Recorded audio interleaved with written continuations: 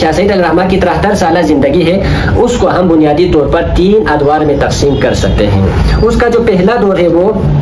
795 ہجری سے 826 ہجری تک ہے۔ اس کی اگر عیسوی میں ہم بات کریں تو 1392 عیسوی سے 1423 عیسوی بنتا ہے۔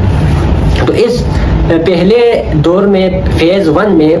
شاہ سعید علیہ الرحمہ کی ابتدائی تعلیم اور سیر و سلوک کے حوالے سے سلسلہ کبرویہ کے ساتھ ان کا منسلک ہو جانا،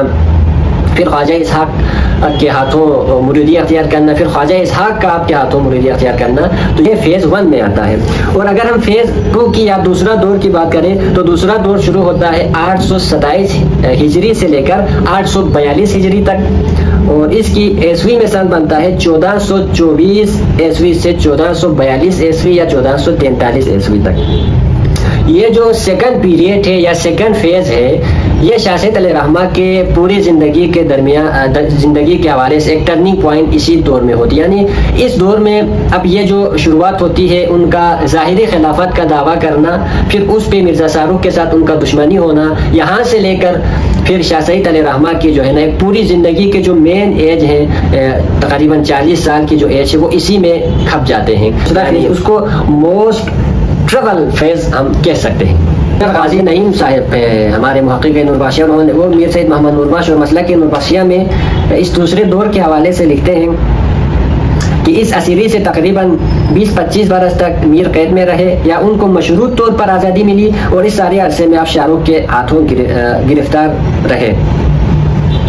پھر شیراز سے میر کو خوزستان کے مضافات میں بہبہان لے جایا گیا، جہاں آپ کو شاہ رخ کے فرزند ابراہیم سلطان والی شیراز کے حکم پر رہا کیا گیا۔ حضرت میر کی تیموریوں کے ہاتھوں اور قید و بند کی کل مدت 6 مہینے تھی۔